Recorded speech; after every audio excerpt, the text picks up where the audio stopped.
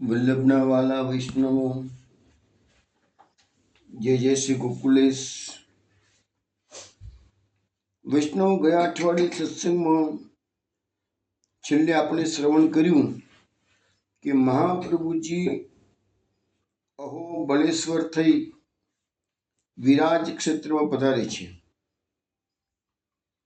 હવે આગળ શાસ્ત્રાર્થની વાત કરતા પહેલા સૌંદર્ય પદ્મ શ્લોકનું ગાન કરીશું આપણે. સૌંદર્યમનિજ હૃદગતં પ્રગટીતં શ્રીગૂઢભાવાત્મકં પૂરૂપં ચ પુનસ્તદંતર્ગતં પ્રાવિવિશદ સ્વપ્રિયે સંશ્લિષ્ટા વુભયોર્બભૌરસમયः કૃષ્ણો હિ તત્ સાક્ષિકં રૂપં તત્ત્રિતયાત્મકં પરમભિ ધ્યેયં સદા વલ્લભં ધ્યેયં સદા વલ્લભં. વૈષ્ણવો, આ વિરાજ ક્ષેત્રમાં શ્રી મહાપ્રભુજીને મળવા માટે દિવાકર નામનો એક આંધ્ર બ્રાહ્મણ આવે છે. હવે તે વિદ્વાન બ્રાહ્મણ આચાર્યશ્રીને કર્મની ગતિ વિષયક પ્રશ્ન કરે છે. તે વાત આપણે ગયા અઠવાડિયે જોઈ. હવે મહાપ્રભુજી એને સુઝાવ આપે છે, એ આપણે શ્રવણ કરીએ. પરંતુ તે પહેલા એક પદ્મનાભદાસનું શ્રી મહાપ્રભુજીનું મહાત્મ્યનું ગાન કરતું કીર્તન, એ પદ્મનાભદાસના કીર્તન સંગ્રહમાં એનો નંબર 19મો છે અને એના શબ્દો છે પ્રકટ પૂર્ણાનંદ વાગધીશ મધુર મૂર્તિ. પ્રગટ પૂર્ણાનંદ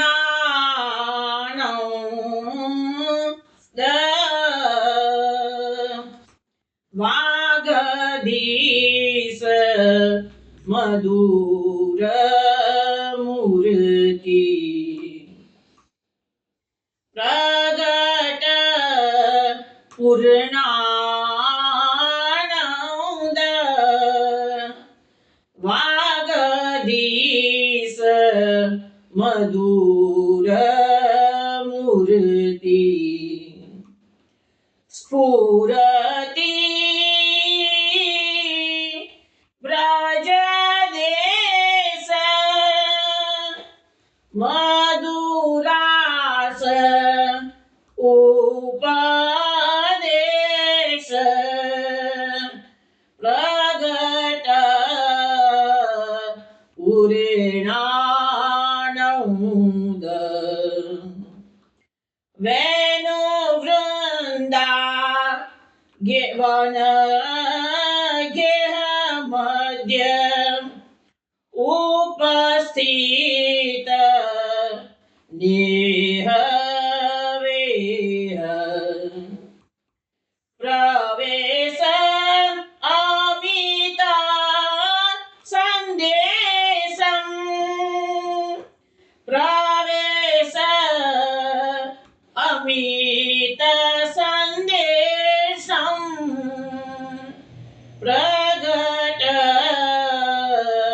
પૂર્ણાનંદ. દાન કૃપા વિવિધ વર્ણિક રંગ રૂપ દ્વાર મહાભાગાબ્ધિ મહાભાગાબ્ધિ ભાવખંડ પ્રવેશમ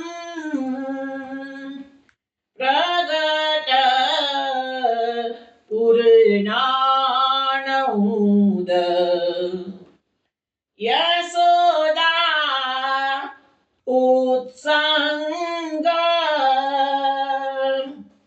રાસાદી લીલામૃત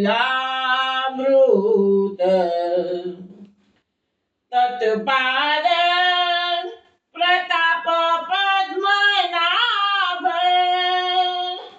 તત્પાદ પ્રતાપ પદ્મનાભ શિરસી છાય આવે સમ પ્રગટ પૂર્ણાનંદ પ્રગટ પૂર્ણાનંદ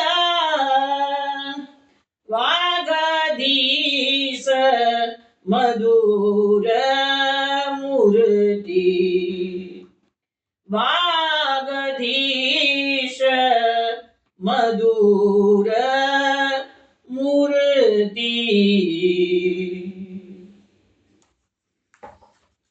વૈષ્ણવો આ કીર્તન આપે ઈમન રાગમાં શ્રવણ કર્યું છે. આ કીર્તનમાં પદ્મનાભ દાસ શ્રી મહાપ્રભુજીનું પૂર્ણાનંદ સ્વરૂપનું વર્ણન કરવામાં આવેલું છે. અહીંયા આપણને સમજાવવામાં આવે છે કે પ્રગટ પૂર્ણાનંદ વાગધીશ મધુર મૂર્તિ સ્ફુરતિ વ્રજે દેશ મધુરાસ ઉપદેશ. મહાપ્રભુજીનું સ્વરૂપ કેવું છે? તો વાગધીશ છે, પૂર્ણાનંદ પણ છે, મધુર મૂર્તિ પણ છે. તો અહીંયા સમજાવવામાં આવે છે કે જે મધુર સ્વરૂપે વંદરાણમાં મધ્યપ્રદેશમાં મધુર રાસ રમણ થયો અને તે વખતે ઠાકોરજીએ ગોપીજનોને મધુર ઉપદેશ કર્યો હતો, એ જ સ્વરૂપ મધુરાધિપતિનું સ્વરૂપ વાગધીશ પૂર્ણાનંદ મૂર્તિમંત અને એ જ શ્રીમદ આચાર્યજી પ્રગટ થયા છે. ને એવી સ્ફૂર્તિ આપશ્રીના દર્શન માત્રથી થાય છે એવો પદ્મનાભ દાસનો અનુભવ છે. પછીની પંક્તિમાં કહે છે કે વેણુ વંદ્રાવન ગેય મધ્ય ઉપસ્થિત નેહવ્ય પ્રવેશ અમિત સંદેશમ. એટલે કે શ્રી વંદ્રાવનની નિકુંજમાં પ્રવેશ કરી ભગવાને વેણુનાદ તો કર્યો અને એ રીતે ગોપીજનોને આહ્વાન કરીને મધરાત્રિ બોલાવ્યા અને પછી તેઓ ગોપીજનોના અંતઃકરણમાં અપાર સંદેશો પ્રવિષ્ટ કરાવ્યો અને શરદની રાત્રિમાં રાસ રમણ કરવા માટેનું વરદાન એ ગોપીજનોને ભગવાને આપ્યું. પછી કહે છે કે દાન કૃપા વિવિધ વર્ણિક રંગ રૂપ દ્વાર મહાભાગાબ્ધિ ભાવખંડ પ્રવેશમ યશોદોત્સંગ રાસાદિ લીલામૃત. હવે અહીંયા ભગવાનનું નામ જે આપ્યું છે યશોદોત્સંગ. તો યશોદોત્સંગ એટલે યશોદાજીના ઉત્સંગમાં ખેલતા, એટલે કે યશોદાજીના ખોળામાં. તો એ જે યશોદોત્સંગ લાલિત પુરુષોત્તમ છે એમને ગોપીજનો પર શ્રેષ્ઠ કૃપાદાન કર્યું છે અને કૃપાદાન કરીને પહેલાં તો રાસ રમવાનું છે એટલે લૌકિક વાસના કામનાઓ બધી કાઢી નાખવા માટે પહેલાં તેમને નિર્વિકાર બનાવી દીધા. પછી એમના જે તણુ હતા, શરીરો હતા, એને ભગવાને પ્રકાશિત કરી દીધા અને પછી તેઓને આ રાસલીલાનો જે ભાવ પ્રદેશ તેમાં પ્રવેશ કરાવ્યો છે અને પછી સર્વાંગી એટલે એક બે અંગથી નહીં, સર્વાંગે રાસ રમણ સિદ્ધ કરી અને એ રીતે ભગવાને ગોપીજનોને પૂર્ણાનંદનું દાન કરેલું છે. પછી છેલ્લી લીટીમાં પદ્મનાભ દાસ ગાય છે કે તત્પાદ પ્રતાપ પદ્મનાભ શીર્ષી છાય આવેશમ. એટલે એમ સમજાવવામાં આવે છે કે શ્રીમદ આચાર્ય ચરણના ચરણ કમળની છાયા પદ્મનાભ દાસ કહે છે કે મારા શિર પર પડતા જ આપ શ્રીના પૂર્ણાનંદ મૃત સ્વરૂપનો આવેશ મારા પર થઈ ગયો છે. એટલે મહાપ્રભુજીની ખાલી છાયા મસ્તક પર માણકે શ્રીહસ્ત પધરાવે તો ઘણું ઘણું દાન થઈ જાય. પણ આ તો એમ કે છે કે ખાલી એના ચરણ કમળની છાયા મારા મસ્તક પર પડી અને એનાથી જ મહાપ્રભુજીનું જે પૂર્ણાનંદ સ્વરૂપામૃત છે એનો આવેશ મારામાં આવી ગયો છે. એવો એક સુંદર ભાવ અહીંયા આપણને પદ્મનાભદાસજી પ્રદર્શિત કરે છે. હવે વૈષ્ણવો, આપણે જે વિરાજ ક્ષેત્રમાં મહાપ્રભુજી પધાર્યા છે, આ જે એમને મળવા માટે વિદ્વાન દિવાકર આવ્યા છે, કર્મની ગતિ વિશે પ્રશ્ન કરેલો છે. હવે મહાપ્રભુજીની પાસે અનેક પ્રકારના વિદ્વાનો આવે છે, અનેક પ્રકારના પ્રશ્નો લઈને આવે છે. મોટાભાગના વિદ્વાનો તો પોતાનું જ્ઞાન મીન્સ કે જાણકારી મેળવવા માટે અજ્ઞાનતાથી આવતા હોય છે, અને બહુ જ ઓછા એવા વિદ્વાનો પણ છે જે મહાપ્રભુજીની કસોટી કરવા માટે પણ આવતા હોય છે. પરંતુ અહીંયા આ બધા વિદ્વાનો સાત્વિક પ્રકૃતિ ના હોય એટલે લગભગ એવું ખોટી રીતે પ્રશ્નોત્તરી ચાલતી હોતી નથી. એટલે પ્રશ્ન જ્યારે કર્મની ગતિ વિશે પૂછવામાં આવ્યો એટલે મહાપ્રભુજી કહે છે કે તમે તો શાસ્ત્ર જાણવામાં ઉત્તમ છો અને જાણતા હોવા છતાં પણ અજ્ઞાનીઓની જાણ માટે પ્રશ્ન કરો છો. એટલે એ જે વિદ્વાન પ્રશ્ન કરે છે એની આજુબાજુ બીજા જે વિદ્વાનો બેઠા હોય તો એને પણ આ મહાપ્રભુજીના શાસ્ત્ર જ્ઞાનનો લાભ મળે એટલા આવા પ્રશ્નો પૂછવામાં આવે છે. અને બીજી વસ્તુ એ કે આપણે પણ આપણા સત્સંગમાં આ પ્રશ્નોત્તરી ચર્ચા કેમ કરીએ છીએ? કારણ કે જેથી ભલે એકનો એક પ્રશ્ન 4 વખત પૂછાયો હોય ને દરેક વખતે હું તમને સમજાવું છું, કારણ કે એક વખતમાં તો આપણા મગજમાં ન પણ ઉતરે. એટલે વારંવાર એકની એક વાત આવે ને તો પછી આપણને ખબર પડી જાય કે ભાઈ મહાપ્રભુજીનો સિદ્ધાંત શું છે અને રિયાલિટી શું છે. તો અત્યારે આપણને કોઈ ગોળ ગોળ ફેરવતું હોય અથવા ગેરમાર્ગે દોરતું તો આપણને ખ્યાલ આવે કે ના, મહાપ્રભુજીએ ફલાણા વિદ્વાને આવો પ્રશ્ન કર્યો, તેના જવાબમાં આ રીતે આપ્યું. એટલે આપણી જે પોતાની બધાની ક્લેરિટી આવી જાય. આપણો મુખ્ય આશય આ છે. હું તમને ઘણી વખત સમજાવું છું ને, 2 શબ્દો, ક્લેરિટી અને અવેરનેસ.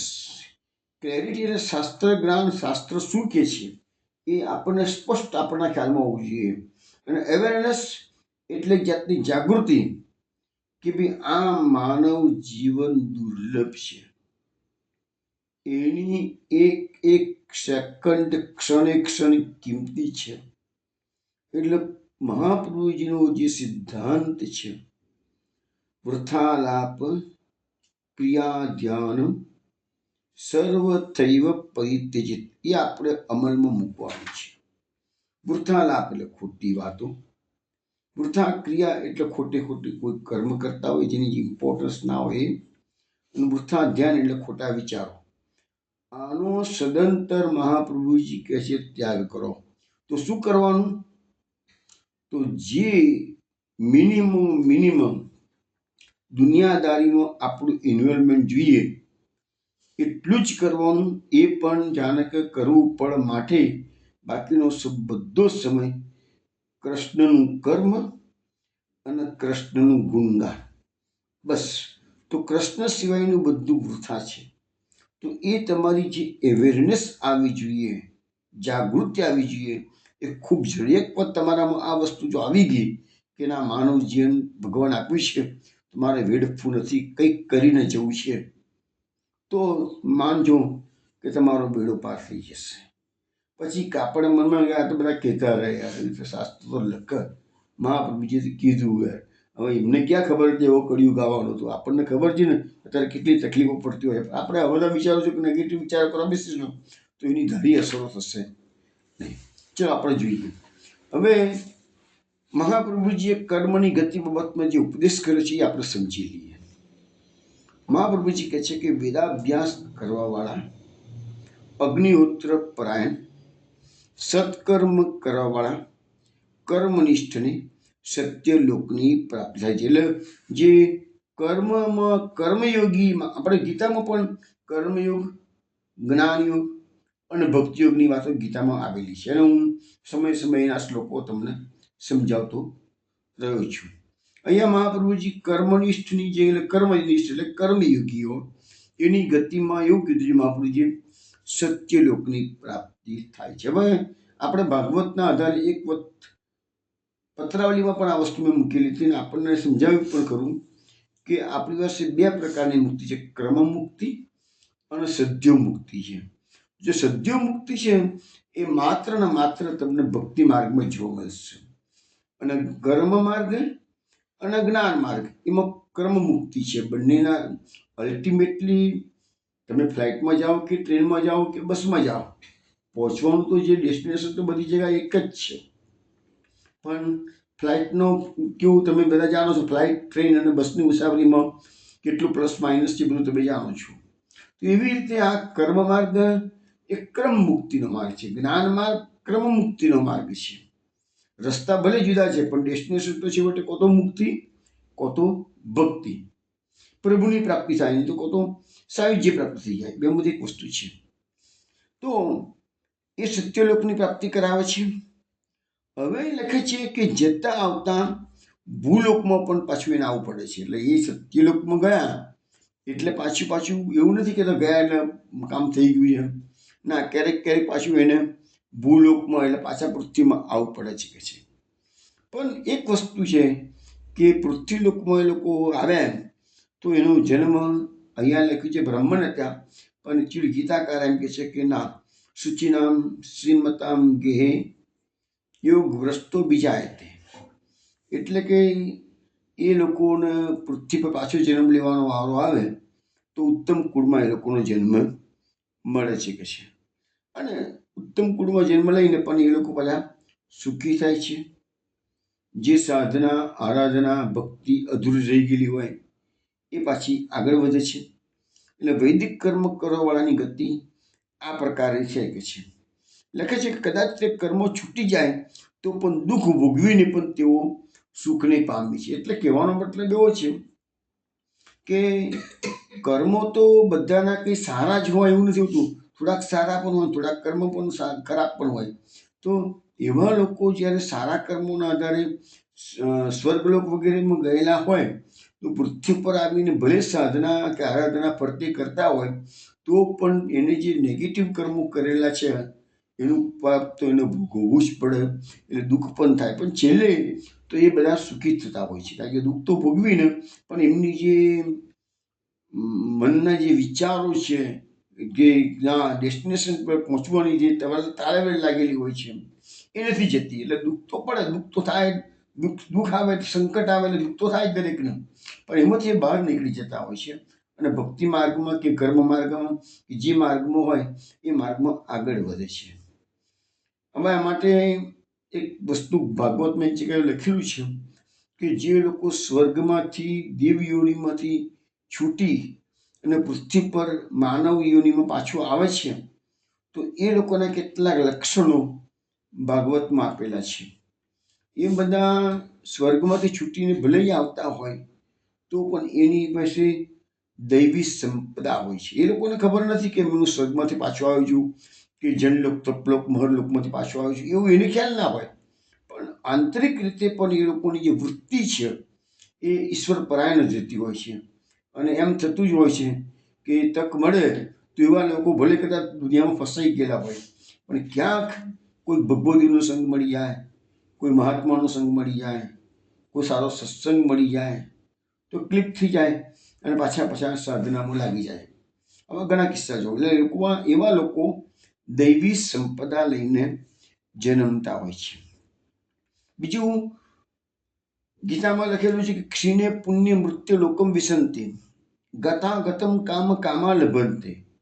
એટલે એવા લોકોને પછી જે સ્વર્ગમાં ગયેલા હોય, અનેક પ્રકારના ભોગો ભોગવતા હોય, પણ પુણ્ય ક્ષીણ થાય એટલે પાછા પૃથ્વીલોકમાં આવવાનું.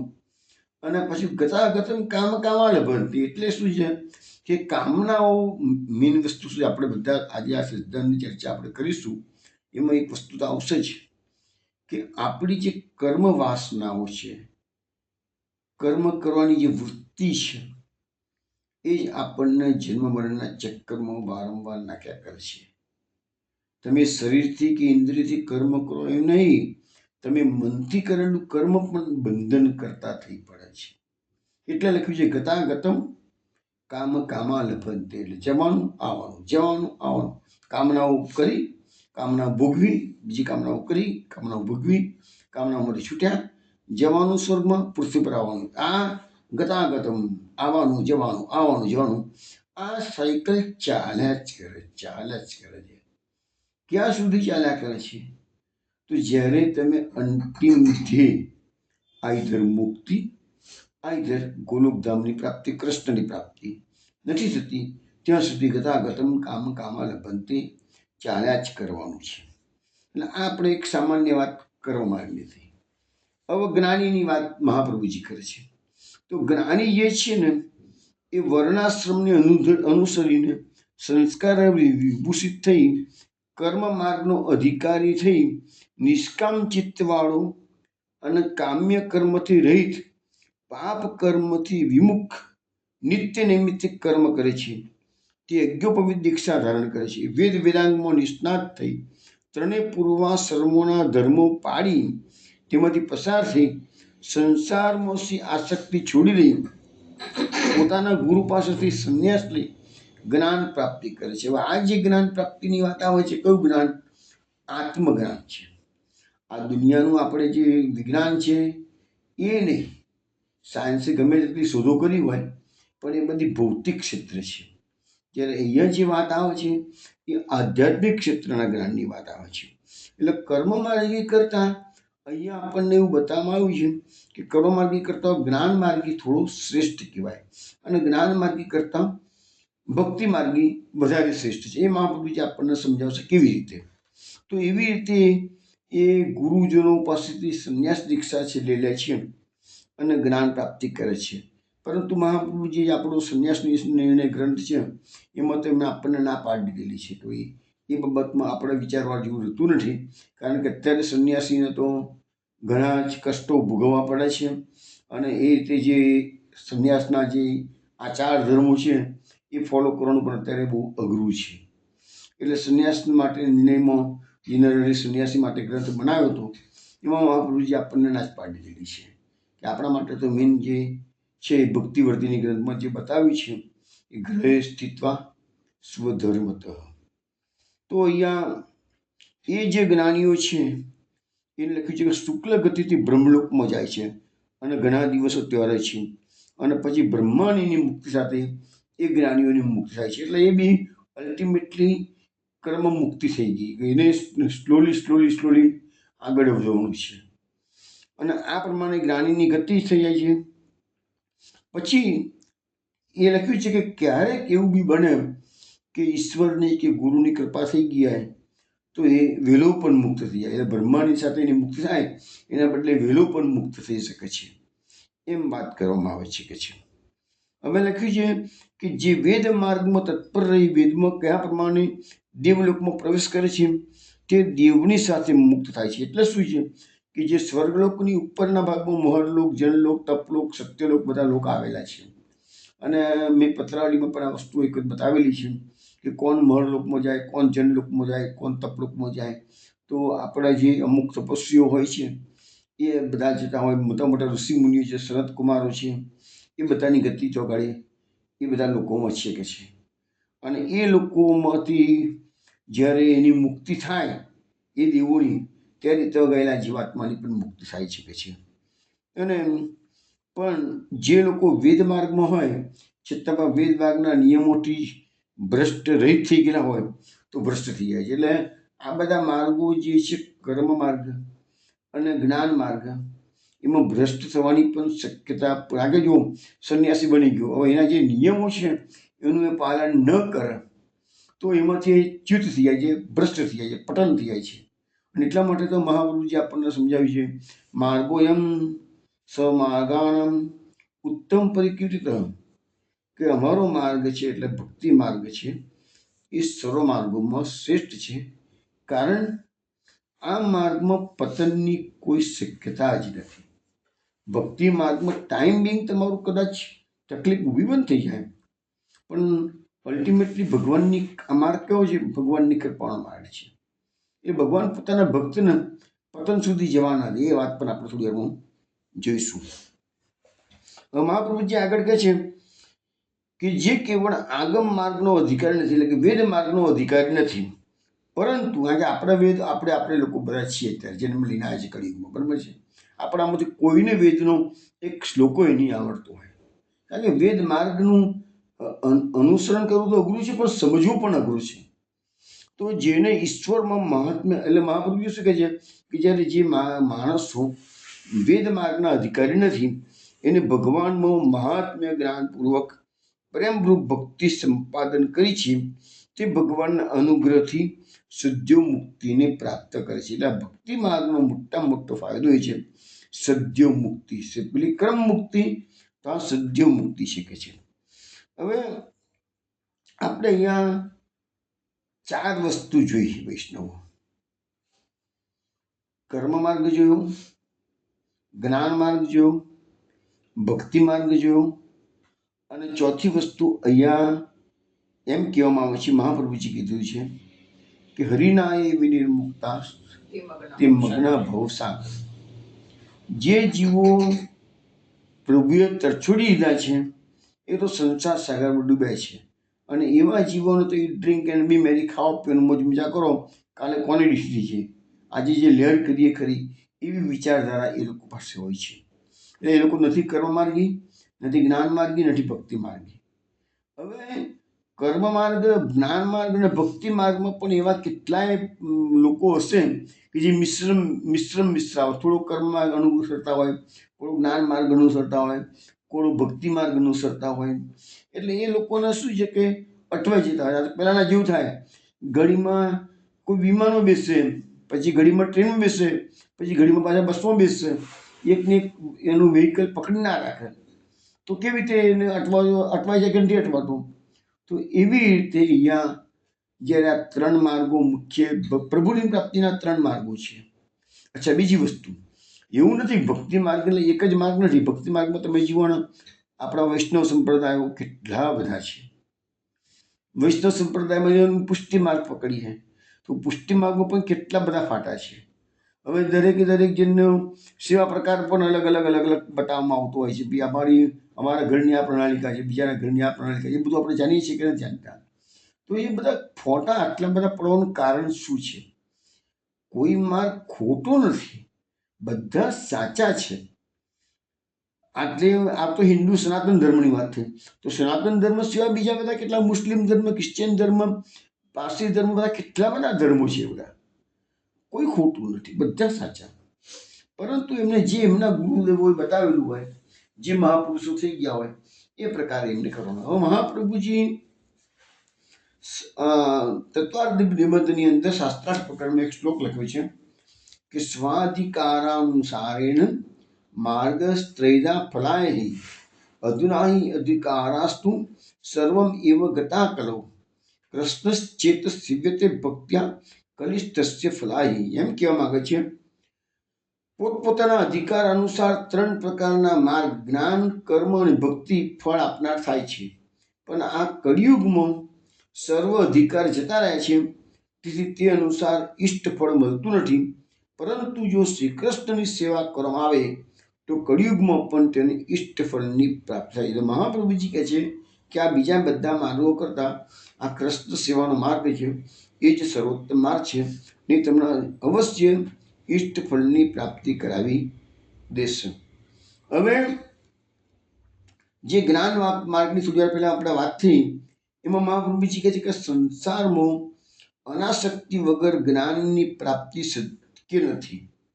અને જ્ઞાનની પ્રાપ્તિ કરવી હોય તો 2 વસ્તુ કીધી, એક અનાસક્તિ અને બીજું છે વૈરાગ્ય. હવે કળિયુગમાં વૈરાગ્ય જલ્દી સાધ્ય થતો નથી કે છે, અને અનાસક્તિ એ પણ આવી શકતી નથી કે છે. એટલે એના કારણે જ્ઞાન માર્ગમાં આગળ વધી શકાતું. બે મુખ્ય વસ્તુ બતાવવામાં આવી છે, અનાસક્તિ અને વૈરાગ્ય. એટલે એ રીતે જ્ઞાનનો અધિકાર લોકોનો રહ્યો નથી. પછી જો કર્મ માર્ગમાં જેવું હોય તો લખ્યું દેશ, કાળ, દ્રવ્ય, મંત્ર, કર્મ અને કર્તા એ 6 પદાર્થો શુદ્ધ હોય તો જ કર્મનું ફળ મળે છે. કર્મ માર્ગ એટલે લગભગ 11 ગાદીનો વિદોક્ત માર્ગ, પણ એમાં 6 વસ્તુ શુદ્ધ છે. અત્યારે આ 6 માંથી કશું પણ શુદ્ધ રહ્યું નથી, અને એ વસ્તુ પહેલા ડિસ્કશન થઈ ગઈ છે, એટલે અત્યારે હું વધારે ડિટેલ્સમાં જતો નથી.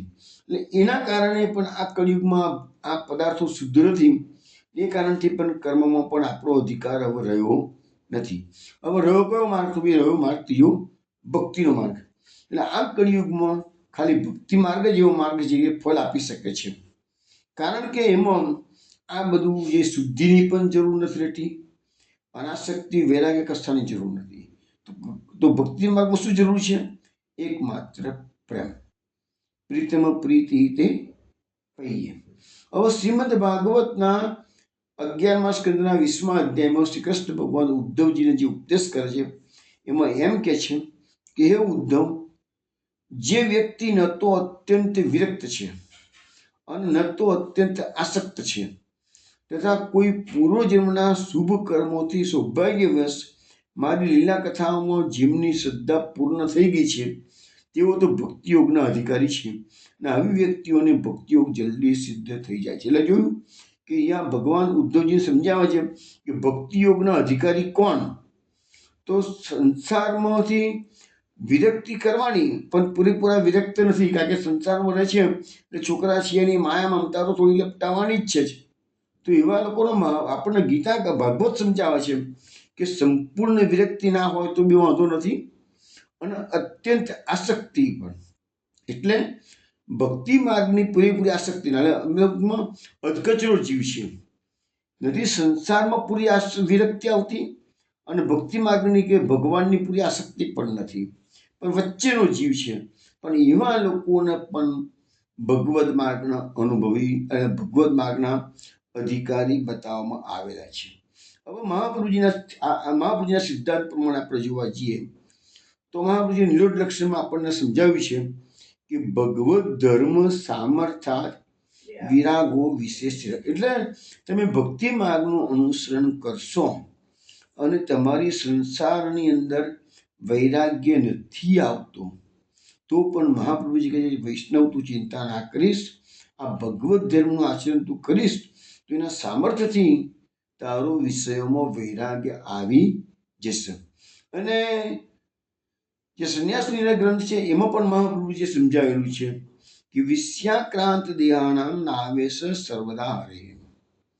વિષયોથી જે આક્રાંત થયેલો જે દેહ છે એમાં હરિનો આવેશ આવતો નથી. એટલે એક વસ્તુ તો નક્કી છે કે ભક્તિ માર્ગમાં પણ વૈરાગ્યની જરૂર નથી, એ વાત ખોટી છે. વૈરાગ્ય ભક્તિ માર્ગમાં જોઈશે, ભલે સ્ટાર્ટિંગમાં ના હોય, પણ ભગવાનના સામર્થ્યથી, ભગવદ ધર્મના આચરણના સામર્થ્યથી વિષયોમાં વૈરાગ આવશે. પણ જો તમારો કેટલા વર્ષો સુધી તમે સેવાનો માર્ગ અપનાવ્યો હોય છતાં વિષયોમાં વૈરાગ્ય ના આવતો હોય તો માનજો ક્યાંક આપણી કચાશ આચરણમાં છે. આનો અર્થ એવો થાય. બીજું, આ માર્ગ ઉત્તમ છે એવું શ્રીમદ ભાગવતમાં 4થા સ્કંદમાં એક સુંદર વાત કરવામાં આવેલી છે. એમાં લખ્યું છે કે જો કોઈ વ્યક્તિ સતત 100 જન્મ સુધી વર્ણાશ્રમ ધર્મનું પાલન કરે તો એની ગતિ બ્રહ્મલોકમાં જાય છે, અને બ્રહ્મલોકમાં ગયા પછી બ્રહ્માજીની મુક્તિ મળે ત્યારે એ વ્યક્તિની મુક્તિ થાય છે. આ એક વાત. પરંતુ એ વ્યક્તિ આનાથી પણ વધારે સારા પુણ્ય કર્મો કરે તો એની ગતિ બ્રહ્મલોકના બદલે શિવલોકમાં થાય છે. અને શંકર ભગવાનની જ્યારે મુક્તિ થાય છે ત્યારે એ વ્યક્તિની મુક્તિ થાય છે. પરંતુ જે ભક્તિ માર્ગે જીવો છે, જે કૃષ્ણની સેવા કરનારા છે, એ તો સીધા જ વૈકુંઠમાં, વિષ્ણુની સેવા કરનારા વૈકુંઠમાં, અથવા તો પુષ્ટિ માર્ગે જીવો ગોલોકધામમાં. પણ વૈકુંઠ રમા વૈકુંઠ અને વ્યાપી વૈકુંઠ. પણ એ હરિની ભક્તિ કરનારાનું જે ગતિ છે એ સિદ્ધિત્ય છે. એના વચ્ચેના કોઈ સ્ટેજ બ્રહ્મલોક કે શિવલોકના સ્ટેજમાં એને આવવું પડતું નથી. આવું આપણને 4થા સ્કંદની અંદર સમજાવવામાં આવેલું છે. હવે આ રીતે મહાપ્રભુજી જે પેલા બ્રાહ્મણ આવેલા હતા વિદ્વાનને, આ રીતે આખું કમ્પ્લીટલી મહાપ્રભુજીએ સમજાવી દીધું છે. અને પછી મહાપ્રભુજી એ જગાથી વિરાટ ક્ષેત્રમાંથી પંઢરપુર તરફ હવે રવાના થાય છે. હવે મહાપ્રભુજી પંઢરપુર પધાર્યા છે, ત્યાંથી મહાપ્રભુજી પંઢરપુરમાં બેઠક જે લોકો જી આવે છે એમને ખબર છે આજે પણ બેઠક પ્રકટ છે. મહાપ્રભુજીની 84 બેઠકો બધી પ્રકટ નથી, મોટાભાગની પ્રકટ છે, પણ કેટલીક અપ્રકટ પણ છે. પણ આ પંઢરપુરની બેઠક તો પ્રકટ પણ છે અને સેવા પ્રકાર પણ ખૂબ સુંદર રીતે ચાલી રહ્યો છે. આપણે થોડી બેઠકજી વિશે વાત કરી લઈએ.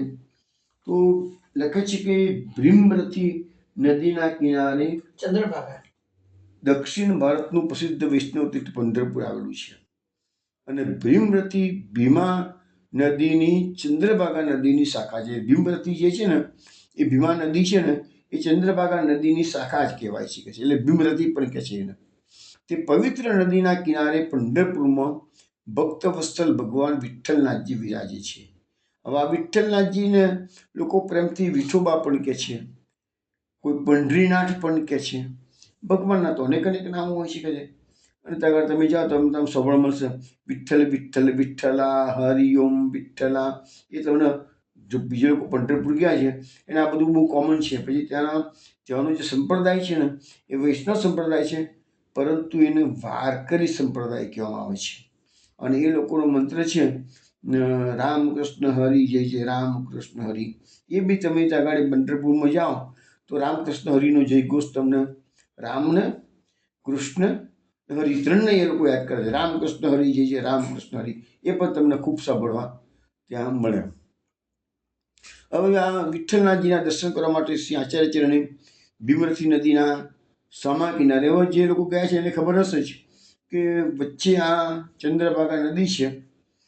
એક ગામ એક બાજુ છે અને મહાપ્રભુજીની બેઠક બીજી સાઈડ પર છે. બે નદીના સામે કિનારે છે.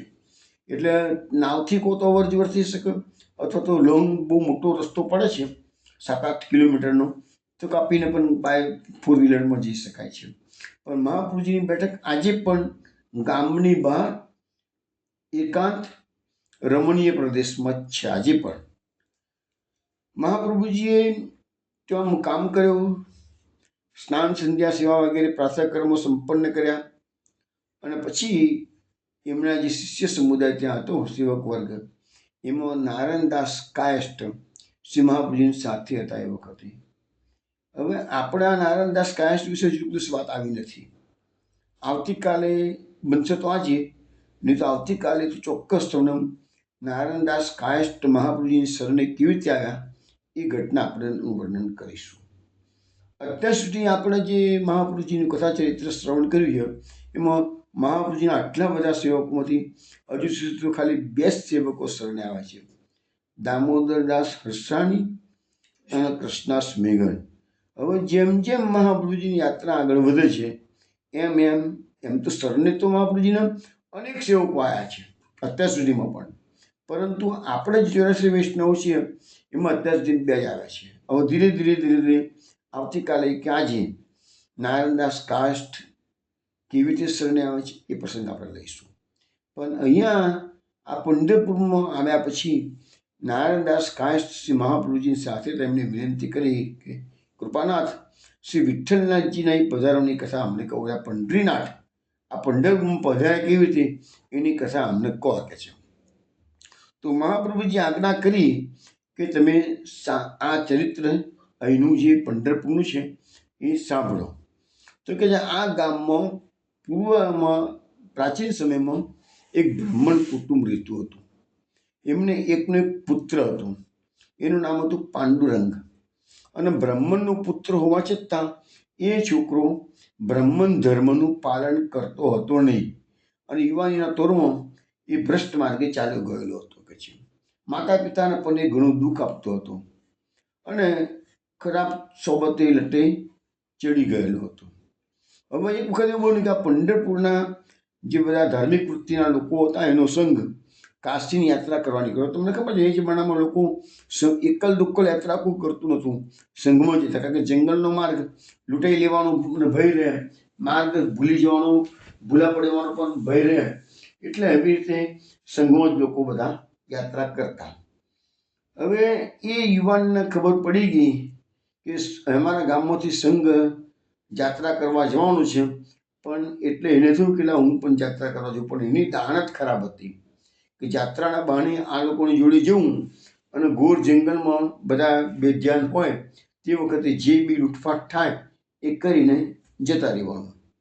આવું એના મનમાં આશય હતો. એટલે કરવા ગયો છે એ લૂંટફાટ માટે યાત્રાના બહાને પેલા સંઘની જોડે જોડી ગયો. સંઘના પ્રમુખ કીધું સારું આવી જાઓ, કશો વાંધો નથી.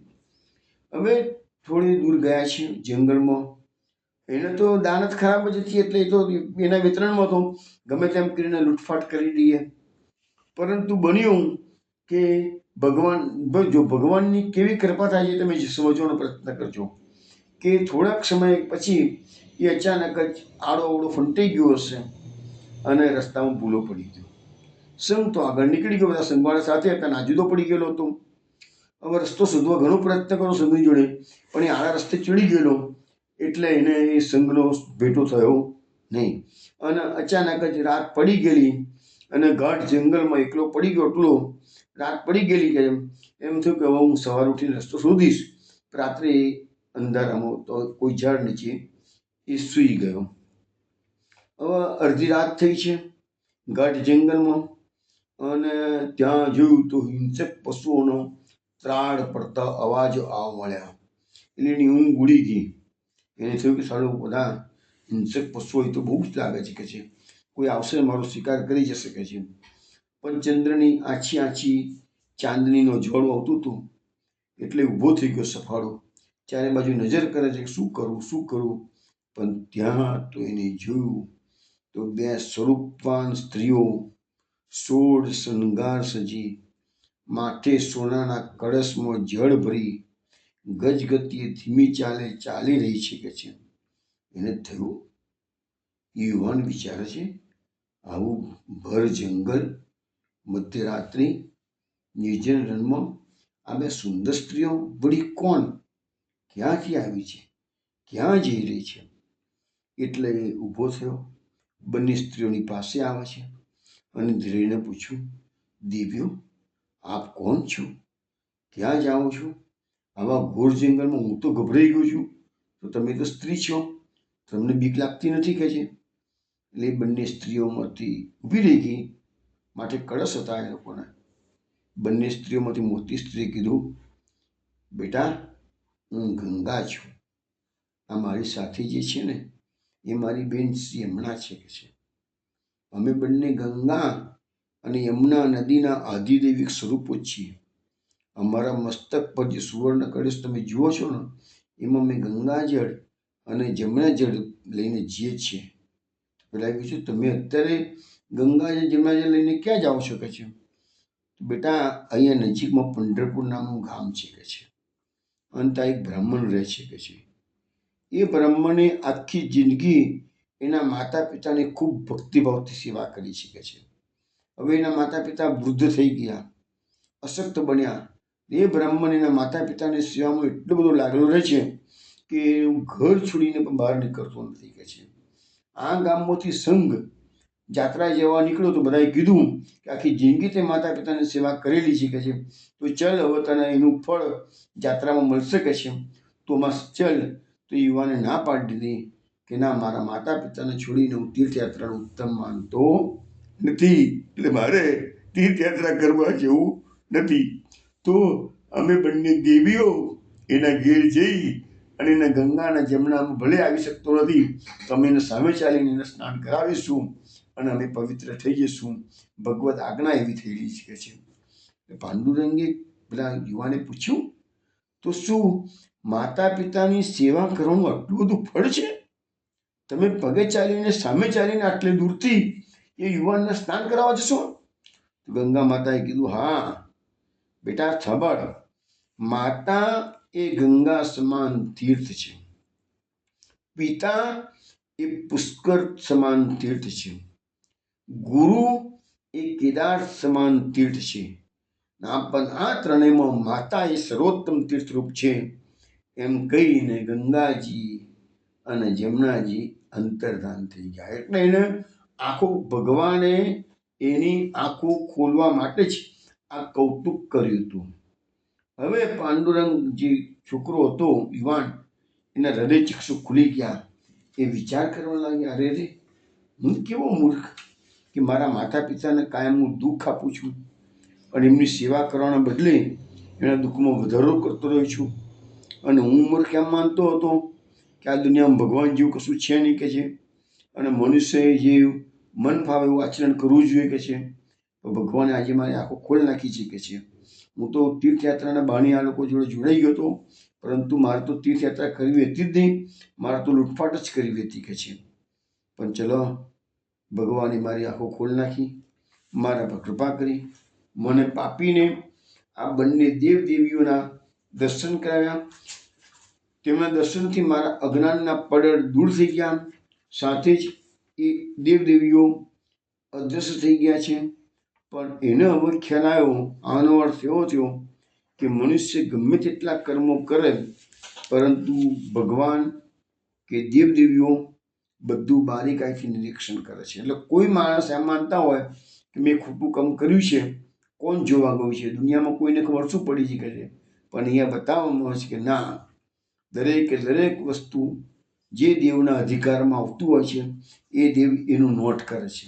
ભગવાનને બધી જ ખબર પડે છે, અને તેના કર્મ પ્રમાણે પછી એને ફળ આપવામાં આવે છે. આ દેવીઓ પરોપકારી પણ છે.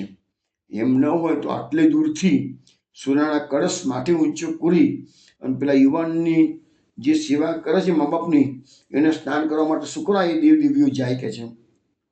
એટલે આ દેવદેવીઓ આટલા બધા પરોપકારી દયાળુ હોય તો પછી એ દેવીઓનો પણ જે સ્વામી અમારો શ્રી કૃષ્ણ છે, એ તો કેટલો બધો દયાળુ પરોપકારી હોય. જો દેવીઓ આટલી બધી દયાળુ છે, પરોપકારી છે, તો એનો ભગવાન તો એનાથી બી વિશેષ પરોપકારી દયાળુ હશે કે છે. તો પછી હવે હું કે છે એ ભગવાનને જ પામવા માટે ભગવાનની ભક્તિ કરીશ કે છે. પણ મને સમજાવ્યું છે આજે કે ભગવાનની ભક્તિ માતા પિતાના આશીર્વાદ વિના ભગવાનની ભક્તિ ફલિત થશે નહીં. માટે હું મારા જીવનનો રાહ બદલું છું. ભગવાને મારી આંખો ખોલી નાખી છે. હવે મારે તીર્થયાત્રા પણ કરવી નથી, મારે લૂંટફાટ પણ કરવું નથી. હું ઘેર જઈને મારા ઘરડા માતા પિતાની સેવા કરીશ. એટલે પછી તરત જ સવાર પડી રાહ જોઈ. તીર્થયાત્રા કરવાના જવાના બદલે એ પંઢરપુર પાછો આવે છે. માતા પિતાની પાસે જઈ અને એમના ચરણોમાં દંડવત. માતા પિતાએ જોયું કે છોકરો આવી ગયો છે. માતા પિતા છોકરો જતો રહ્યો ને તો માતા પિતા ખુશ હતા. સાલો રોજ ત્રાસ આપતો હતો, ખુશ થઈ ગયેલા હતા. પરંતુ પાછો આવ્યો, એને જોયું એટલે માતા પિતા પાછા દુઃખી થઈ ગયા. સાલો આ ક્યાં આવી ગયો દુષ્ટ કે છે, હવે અમને મારી શકે છે. પાંડુરંગે તો ઘેર જઈ ને માતા પિતાના ચરણોમાં પ્રણામ કર્યા, એમની ક્ષમા માંગી કે પિતાજી માતાજી, આજ સુધી મેં તમને ઘણું કષ્ટ આપ્યું છે, મારી ભૂલ માફ કરો કે છે. અને મને રાત્રે જંગલમાં જે અનુભવ થયો છે એ અનુભવ એમને કીધો છે, અને કીધું છે કે હવે તમે જ મારા ભગવાન અને હું તમારી સેવા કરીશ. તમને દિલ દુખવું એવું કોઈ કાર્ય હું નહીં કરું, અને તમારું પડવું ઝીલી લઈશ. અને આ બધું સાંભળીને એના માતા પિતા રાજી થઈ ગયા. પછી પાંડુરંગે પ્રભુનું સ્મરણ કરતા કરતા વૃદ્ધ માતા પિતાની સેવા શરૂ કરી. અને એમ કરતા કરતા વૃદ્ધ માતા પિતાની 12 વર્ષ સુધી પ્રસન્નતાથી સેવા ચાકરી કરી. અને એ સેવામાં તો એવો તલ્લીન થઈ ગયો કે માતા પિતાની સેવા કરતા કરતા એને પોતાના શરીરની તંદુરસ્તીનો પણ વિચાર ના કર્યો. એટલા સમય દરમિયાન એ ઘરનું પગથિયું ઉતરીને કદી પણ નીચે નથી ગયો. તેની હવે શું થયું, 12 વર્ષ નીકળી ગયા સેવા કરે. અને આ સેવાથી પસંદ થયેલા શ્રીહરિએ તેને દર્શન આપવાનું નક્કી કર્યું કે છે. ને વૈકુંઠમાંથી પાંડુરંગના દર્શન કરવા માટે શ્રીહરિ ભગવાન આજે એના આંગણે પધારે છે. પણ આવા સંનિષ્ઠ સેવકના દર્શન કરવા માટે ભગવાન પધારતા હતા તો લક્ષ્મીજી, રૂક્ષ્મણીજી, બધી પટરાણીઓ એ કહે છે કે અમે પણ સાથે થઈ જઈએ કે છે. એટલે હરિ ભગવાનની સાથે બધી પટરાણીઓ પણ આવે. આજે પણ તમે પંઢરપુરમાં જાઓ તો રૂકમણી મૈયાનું પણ મંદિર એની બાજુમાં છે, એ કેમ્પસમાં છે. ત્યાં ત્યાં બધી દેવીઓના, બધી માતાજીના દર્શન થાય છે. પાંડુરંગને ત્યાં પધાર્યા. હવે ઘરનું બહારનું બંધ હતું, ખખડાયું. પાંડુરંગ ત્યારે માતા પિતાની પગચંપી કરી રહ્યા હતા. એને એક હાથે બહારનું ખોલ્યું છે ને એક હાથે એની સેવા ચાલુ રાખી છે. પછી પૂછ્યું, આપ કોણ છો? શ્રી હરિ ભગવાને પોતાના અલૌકિક સ્વરૂપના દર્શન કરાવ્યા, પોતાનો પરિચય આપ્યો. પાંડુરંગે પગચંપી કરતા કરતા જ બાજુમાં પડેલી એક ઈંટ ખસેડી અને ભગવાને વિનંતી કરી, મહારાજ અત્યારે હું મારા માતા પિતાની સેવા કરી રહ્યો છું, એટલે હું અત્યારે સાથે બધાને વાત નહીં કરી શકું, પણ હું ફ્રી થઉં પછી તમારી સાથે વાત કરીશ, ત્યાં સુધી આ ઈંટ પર તમે ઊભા રહો કે છે. અને પછી એમ કરી અને એને એક ચરણની સેવા ચાલતી હતી, બીજા ચરણની સેવા કરી કે છે. તો કહે છે કે આજે પણ એ જ ઈંટ પર પાંડુરંગ વિઠ્ઠલનાથ ત્યાં ઊભા છે. જોઈ હવે સેવામાંથી વાર લાગી તો ભગવાનને બે હાથ થાકી ગયા છે. ભગવાન ઊભા ઊભા બંને હાથ કેળ પર કમર પર મૂકેલા છે. તો આજે પણ તમે પંઢરપુર જાઓ તો ભગવાનના બંને હાથ છે ને, જો આપણા શ્રીનાથજી બાબાના હાથ કેવા છે, એક કેળ પર છે અને એક ઊંચો છે, ભક્તોને બોલાવી રહ્યા છે. પંઢરીનાથના બંને હાથ કેવા છે, તો કમર પર લગાવેલા છે કે છે. તો કહે છે કે ઈંટ પર ઊભા રહ્યા છે, થાકી ગયા છે એટલે બે હાથ કમર પર મૂક્યા. તો સેવા કર્યા પછી જ હું તમારી સાથે વાત કરીશ કે છે. મને ક્ષમા કરજો. આ સાંભળીને ભગવાન ખૂબ પ્રસન્ન થયા, ઈંટ પર ઊભા રહ્યા, માતા પિતાની સેવા પૂરી કરી. તે ભગવાનની પાસે આવ્યો, હર્ષથી ગદગદ કંઠે તેને કહ્યું, પ્રભુ મારા જેવા દુષ્ટને માટે તમે આટલું બધું કષ્ટ લીધું, મને આટલું બધું માન આપ્યું કે છે. અરે જેના દર્શન માટે ઋષિ મુનિઓ હજારો વર્ષો સુધી તપસ્યા કરે છે, છતાં પ્રભુ તમે એવા ઋષિ મુનિઓને દર્શન આપતા નથી. તો માતા પિતાની ખાલી મેં 12 વર્ષ સેવા કરી છે, તો પણ તમે મને વગર માગે દર્શન આપો છો કે છે. એ આપણી મોટી કૃપા છે કે છે. એટલે જુઓ, એટલે આપણને આ કથા માતા પિતાની સેવાનું ફળ બતાવે. એવું ઘણી વખત સત્સંગમાં વસ્તુ પહેલાં બચાવી શકું છું કે ભગવાનની સેવા કરવા કરતાં પણ માતા પિતાની સેવા અતિશય શ્રેષ્ઠ છે. અને મેં તમને એવા થોડાક એક્ઝામ્પલ્સ પણ આપેલા સત્સંગના માધ્યમથી કે આજે પણ કળિયુગમાં એવા પિતૃ માતૃ ભક્ત છોકરાઓ છે. તો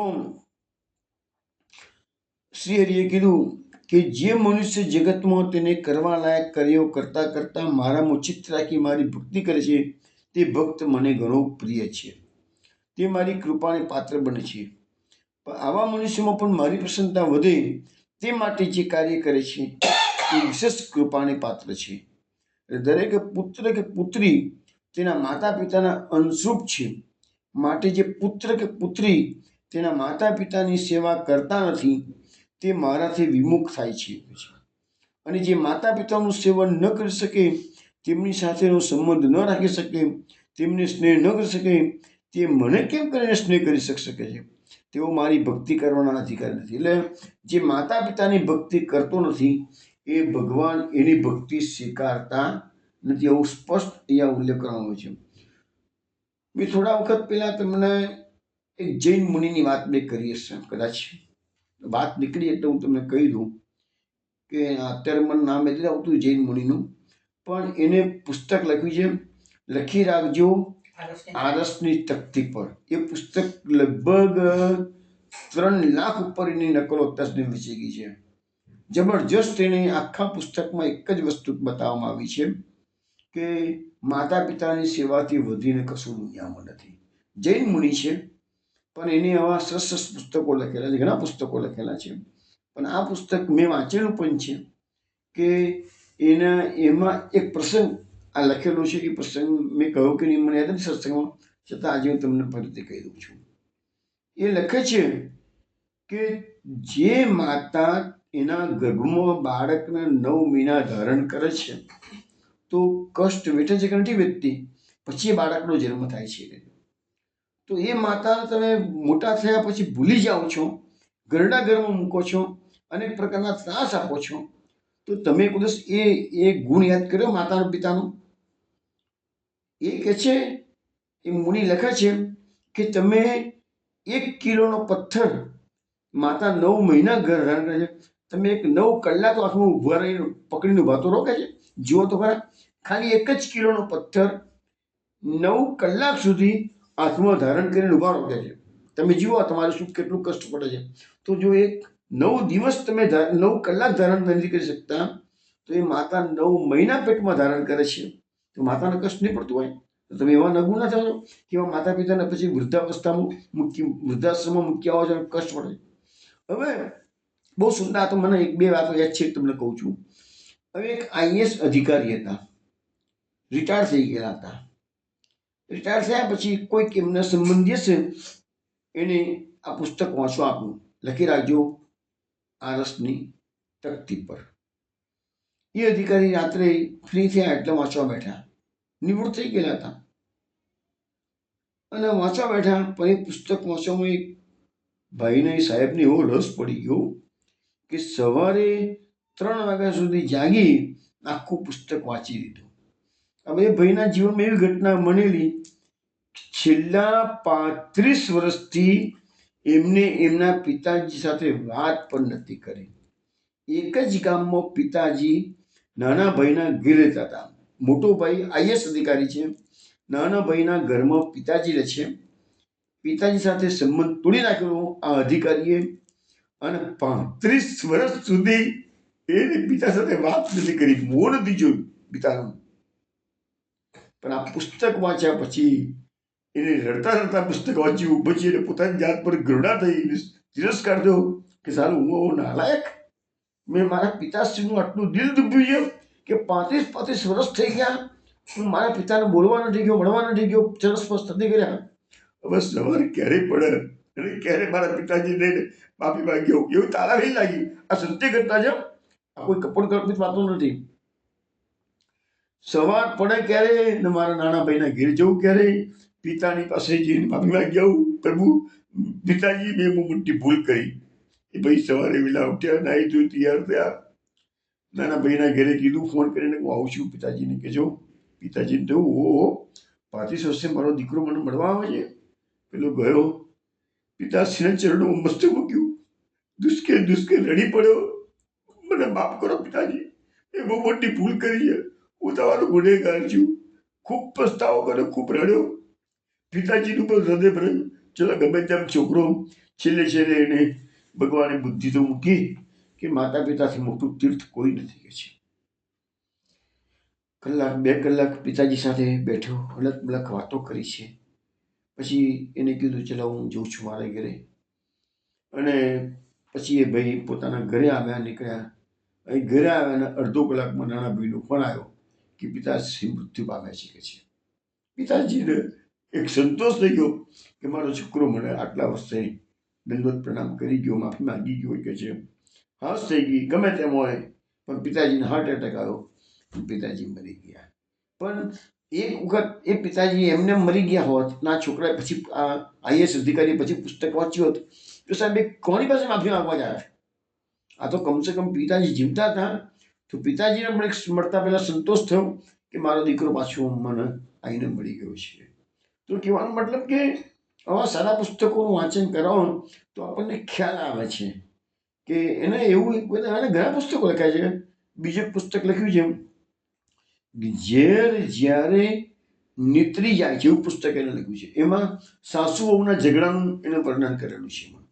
આ જે લખી રાખજો આરસની તકતીમાં, એમાં માતા પિતાને ગુણગાન ગાય છે કે છોકરાઓએ માતા પિતાને વૃદ્ધાશ્રમમાં મોકલવા જોઈએ નહીં અને એમની સેવા કરવી જોઈએ. કારણ કે ભગવાનની ગમે તેટલી મોટી સેવા કરશો, પછી માતા પિતાની આંતરડી કકડાવી છે તો ભગવાન ક્યારેય, તમે ગમે તેટલી વૈભવી સેવા કરો અને ગમે તેટલું કરો પણ ભગવાનના ત્યાં તો આ વસ્તુ ગમતું જ નથી ભગવાનને કે તમે. અને તમે ભાગવતની અંદર પણ અનેક શ્લોકો છે એવા, પણ એમાં એક શ્લોક એવો છે કે ભગવાન જ્યારે શ્રી કૃષ્ણ બલરામ કંસને મારે છે, કારાગૃહમાં જાય છે, વસુદેવ દેવકીના બંધનો તોડે છે, ભગવાન દેવકીજીના ચરણોમાં મસ્તક મૂકી ને કહે છે કે માં, અમે અત્યાર સુધી પરવશ હતા એટલે મેં તમને આ બંધનમાંથી છોડાઈ શક્યા નથી કે છે, પરંતુ અત્યારે કંસને મારીને મેં તમારી પાસે આવ્યા છીએ. એ વખતે ભગવાન કહે છે કે જે વ્યક્તિ મા બાપની સેવા કરતો નથી, વૃદ્ધાવસ્થામાં એમની આજીવિકા પૂરી પાડતો નથી, એ વ્યક્તિ માતાની સેવા ન કરનાર વ્યક્તિને મર્યા પછી યમદૂતો કાપીને એનું માંસ ખવડાવે છે. આવા ભાગવતમાં શબ્દો લખેલા છે. દસમ સ્કંદમાં વાંચી લેજો. 46 કે 47 કે 45 એવો અધ્યાય છે. જેમાં ભગવાન કંસના મારે છે એ અધ્યાય 43-44 છે લગભગ. તો ભગવાન આ શબ્દો બોલે છે કે માતા પિતાની સેવા ન કરો તો યમદૂતો કાપીને મર્યા પછી એનું માંસ ખવડાવે છે.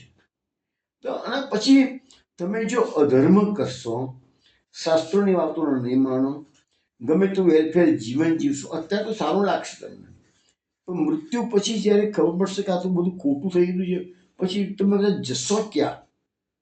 પછી કોઈ રસ્તો નથી, ભોગવે જ છૂટકો. કર્મનું ફળ તો ભોગવવું જ પડે છે.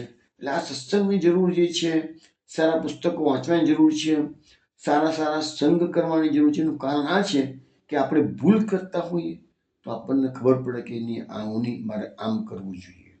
ચલો આગળ જઈએ. તો માતા પિતાની જે ભક્તિ કરે છે એ જ ભગવાનની ભક્તિ કરવાનો અધિકારી છે. તો ભગવાને કીધું પાંડુરંગને, હું તારી ભક્તિથી ખૂબ પસંદ છું, તું કંઈક વરદાન માગ. પાંડુરંગે હર્ષ વિભોર બની પ્રભુને સાષ્ટાંગ દંડવત પ્રણામ કર્યા અને વિનંતી કરી કે મહારાજ, આપ મળ્યા છો, મારા માટે જગતની હવે કોઈ તૃષ્ણા રહી નથી, પરંતુ છતાં તમે કહો છો તો મારી બે વિનંતી છે. એક તો એ છે કે આપ સદા સર્વદા મારા આ ઘરમાં બિરાજો. જે આજે પંઢરપુરમાં જે ઘર છે જ્યાં બિરાજે છે એ જ ઘર છે.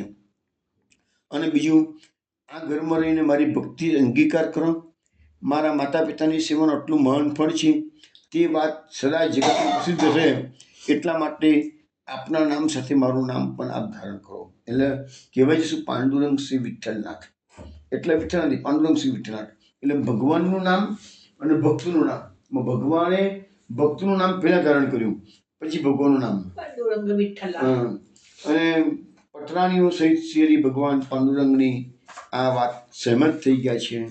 તો ભગવાન તો વળી કાયમ માટે રોકાઈ ગયા છે અને આજ્ઞા કરી છે કે હું મારી પટરાણીઓ સહિત સદા તારા ઘરમાં વિરાજીશ, તારી ભક્તિ અંગીકાર કરીશ.